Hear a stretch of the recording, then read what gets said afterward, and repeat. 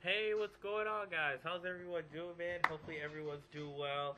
I'm doing my homework right now, which I'm busy with the research paper, but I decided to bang in this quick review of what happened on Monday Night Raw. So, hopefully, this is quick, short, and sweet, or hopefully, it doesn't take too long. So, here's my review. So, overall, I think this Monday Night Raw thing was pretty exciting to watch. With Jerry Lawler walking out very proud with a huge smile on his face, which was it was very good. Jerry Lawler to walk out the smile on his face and him claiming that the thing with Michael Cole was a long national nightmare when he talks about his family, he just badmouths him. This reminds me of, I think this is 10 times worse than the Pinky James storyline. I mean, for Michael Cole to cross the line and talk about his mother and to talk about his father, that was just a drag. It was just going on too long, and apparently this was a very good way to end the feud. Even though I thought there was going to be a setup where Jack Swagger was going to interfere and help Michael Cole win, where the whole thing was a joke, and then he has to. Jerry Lawler just continues to fight for his ring back. So, luckily enough, that backfired, and Michael Cole has to kiss Jerry Lawler's feet, and it did indeed. And barbecue sauce too. I don't believe that. So after Jerry Lawler introduced Bret Hart, when he said he has a heart up his sleeve, um, R-Truth comes out. I mean, Bret Hart pulls off a promo saying that he hates Michael Cole, has zero respect for Michael Cole, and thinking Jerry Lawler, even though they have their differences. And then R-Truth comes out and he pulls off a promo saying, "Oh, you press the fans by getting titles." And then he says, "Oh, well, let me do something." So he gives the glasses to the little kid, who he considers a little Jimmy. And then he says, "Oh, is it gonna get him any title opportunities?" And because the fans were booing and cheering, and then they say, "Oh," he decides to take back the glasses, and then he says, "Oh," he decides to beat up a Hall of Famer after Bret Hart calls him a lunatic. That after Bret Hart calls him a lunatic and claiming that Bret Hart claims that he was the best there was, best there ever will be. And then after R-Truth decides to leave, John Cena comes out and tries to smooth things out, and that's what we got. And then after John Cena says he claims that he makes it for all these people, and which was a great, incredible promo. I thought it was very good. But then the anonymous general manager chimes in, claiming Bret Hart will be special referee of this tag team match of John Cena, Rey Mysterio versus R-Truth and CM Punk. Moving on, after that we had a match. I forgot what match did we had. Oh yeah, after a segment of Kane and Big Show sitting on Del Rio's car, personal ring announcer comes in. He shoves the ring announcer after he speaks in Spanish. Del Rio confronts Kane and Rey Mysterio. I mean Kane and Big Show in Spanish, in which what we got apparently. So after that, we had the tag team matchup, which was a great match. I was surprised McGillicuddy Otunga won. I wish Husky Harris would come back and be Husky Harris and McGillicuddy again. See him a few weeks later in Gabriel, but that's not the case. Instead, it was McGillicuddy and Otunga. And luckily enough, CM Punk interfered in the match, and finally, the Kane and Big Show were able to be stopped with interference from CM Punk, which was a good interference. I thought that was a good way to win. And then David Otunga, Michael McCullough pull off a double DDT, which picks up the victory. They're new tag team champions. What I thought was odd is that they had the segment where Big Show and Kane were out of frustration, and then it was funny when Dario confront Kane and Big Show in Spanish, slaps Big Show, and then he runs like a sissy, which was so funny. And then all of a sudden the camera falls down to the floor, and then we see the Big Show's knee was ran over. I thought Big Show was gonna attack Kane and blame Kane for all this. That's why I was hoping to skip that segment, but it turned out that wasn't the case. Kane stick by him. So it'll be a Kane and Del Rio feud. That's what I'm thinking that may happen. After the Big Show injury, he'll be sidelined for a while. I think he had a real life injury, so we never know what could happen. So I'll see where it goes from there. But it seems like we're seeing a new Big Show ever since he became tag team champions. He's no longer a comedy relief. He's more of a serious competitor, which he explains, which was so cool. So after Big Show gets carried out, he says he feels like he's getting bothered by the trainers who are trying to help him, and so he eventually gets carried out. So he'll be out for a few months, just like Layla, who's currently having a real life knee injury, which she announced on television. Well, makes me fearless ever since Layla got injured. I've tried out for wrestling. But anyway, After that, we had Kofi Kingston against Drew McIntyre. No, it was Karma against it was an 8 Diva Tag Team matchup. And before that happened, we had Michael Cole pull off a promo in which he comes walking and sulking in a bad mood because it was funny how he came back right away. I think they were playing it safe because if he was gone for that long, they eventually he might not have a chance to apologize to Jerry Lawler because he's probably all the fans are gonna forget about it and they're gonna think it's a waste of time. I think that's why they did that right away, and they did it immediately. They rushed it because they're trying to play it safe in a position where he plays it safe, where they do it right away. People still remember it, and then he could come out and apologize, in which he did indeed. Eventually soon he gets welcomed back after showing embarrassing pictures of the Christmas party and things like that whole shebang. And so Michael Cole eventually they're trying to turn him face. I would have kept him heel and still say his same comments, and now he's saying they're the most beautiful divas ever and stuff like that. Now they're trying to turn him face. I think that's pretty ludicrous. They should have kept him as a heel because I think he's incredible as a heel. Hopefully, when he recovers from that over the limit incident, he comes back as a heel. But they don't do an angle where he's confronting Jerry Lawler and doing all these teasing about his family and stuff like that. That is just too much of a drag. So hopefully, do something else with Michael Cole instead of turning him face and just doing his job. That'll be ludicrous after this big heel run. But anyway, they had the Divas Tag Team matchup. Kelly, after Brie Bella or Nikki Bella taunts Kelly because of he lost to because they lost to Kelly.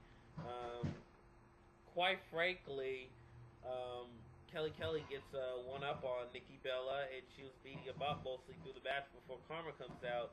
8 Divas surrounding Karma, and then eventually soon Karma was about to attack 8 Divas as 8 Divas were going to attack Karma, but then she breaks down, which I found out that she is pregnant. All of a sudden she's pregnant? Where did that even come from? I didn't even know she was pregnant at all, and now they're going to write her out, and then now she's in let's see. She was just attacking people and she hasn't been in one match. Everybody was hoping for big stuff with Karma, so this is exactly what's going to hurt the Divas division. She shows up, and then for nearly a month or so, she's been assaulting people, assaulting divas, and then all of a sudden she's going to be out for 9 months. Now Layla can't get her payback on Karma. Instead, she's going to get her payback on Michael Cole. We'll see if that happens when she comes back after a few months. Let's see. After that, we had a match with Kofi Kingston and Drew McIntyre. No, that came on after the Miz and Alex Riley. Miz and Alex Riley had a promo, and Miz only blamed one person, which is his boyfriend, Alex Riley, his apprentice. And indeed, he confronts Alex Riley after Alex Riley accidentally attacked the Miz with a belt, got thrown through an announce table, which Miz didn't mention that he was attacked by a belt, which I knew that was going to happen. Miz and Alex Riley were going to blame, Miz was going to blame Alex Riley, which I knew that was going to happen. It was pretty obvious. We just didn't know how, and I know he's gonna dump Alex Riley eventually. So after that, he blamed him after he gave so many opportunities. After winning a shot, calls kept getting reversed, and he blames Alex Riley for that. And it wasn't a one-time phenomenon, like he said. He blames him because all the mistakes he's done in the past that prevents him from getting the WWE Championship or retaining. Which apparently that could have, yeah. And so he didn't show up at the Extreme Rules match, which the Miz should have won that match if Alex Riley was there, and then that would be quite it. So the Miz finally gets so frustrated after Alex Riley said he was the one who quit, which was a great promo, and then the Miz finally says that, what'd you say? And then he shoves Alex Riley in the face like that. And then he goes, "What'd you say?" And then he gets so frustrated that he just claims he was sick of Alex Riley, sick of everything of him, basically. And then he fires him, and then Miz shoves him and pimp slaps him, and then Alex Riley pimp slaps him back, attacks him, and then he beats the crap out of him, but Miz gets a kick, and then Eventually, Miz tries to turn the tables. That backfires. Alex Riley just completely beats him up. So I'm thinking the Miz is just gonna seek revenge on SmackDown, get some payback, and brutalize him. Because they have no plans for the Miz after this WWE Championship reign. They're just gonna have him feud with Alex Riley, and then after that, I don't know. Miz is obviously gonna win. Don't expect nothing much from Alex Riley, but they're just gonna continue to keep the Miz strong because he did have a good push and a good run. So they're gonna keep building him up from there. So they're gonna have the Miz win at Capital Punishment and beat Alex Riley. So I want to see if they can put on a great match though, like Michelle McCool and Layla did. They're very similar to Michelle McCool and Layla. So after Miz, Alex Riley also got frustrated after everything he did for the Miz. He blames the Miz. Miz blames Alex Riley for everything. So that's what we basically got. What else?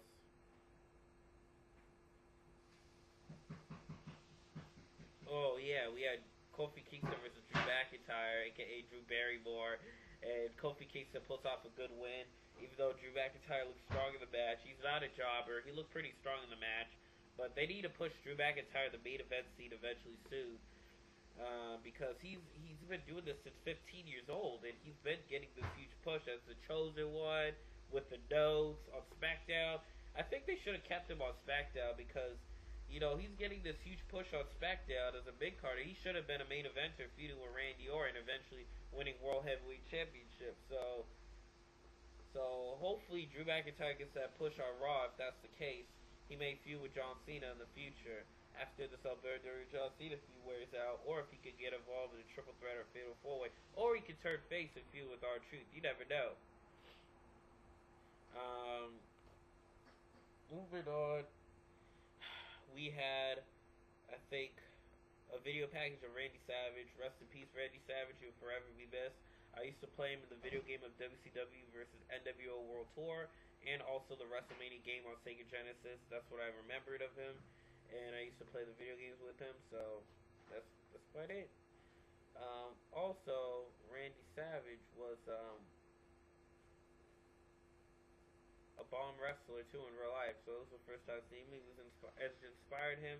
Matt Hardy was inspired by Randy Savage. Edge also, and that's why they're wrestlers they are today. So rest in peace, Randy Savage. It was a great tribute to him, a great video tribute. That was the bomb, and also it was a bomb tribute to in the beginning too. Love and memory of Randy Savage. It was tragic. He died of a heart attack. So that was pretty crazy. Moving on, we had,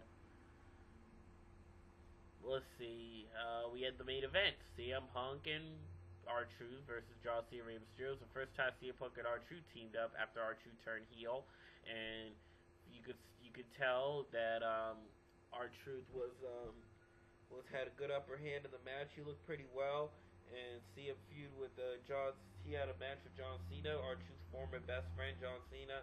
And that R-Truth was able to turn the tables, and they also do some moves of himself against the 3 count. Then he blames Bret Hart, gets so frustrated, and then Rey Mysterio was able to pull off some nice moves to CM Punk. Like, it was an okay match. It was pretty well matched. See Rey Mysterio perform in the ring like he did. It was just bomb and epic. And R-Truth, pull off some sick moves as a heel on his own. He was more aggressive as a heel, and he's doing very phenomenal. So that's what I think of the match. But for Bret Hart, I thought Bret Hart was going to turn heel, but I'm surprised that goodness that didn't happen, because if they did, then I don't know what plans they would have with Bret Hart as a heel. He doesn't look like a heel at all. They need to keep him face, which they probably are. And Bret Hart to interfere at the end and get involved. I don't know what was that all about for Bret Hart to get involved and attack CM Punk. It kind of served no purpose. What I would have done is have Rey Mysterio 619 R-Truth, and then he can attack Bret Hart should have attacked R-Truth instead, and then there was a sharpshooter on R-Truth, not CM Punk. That was pretty random. So yeah, that was the match, and that was it. There was nothing else that happened after that. It was just a celebration, which wasn't very much. So please give me a comment, subscribe to me down low, and rate. This is the Red Dog Extreme, and I am taking you to the extreme.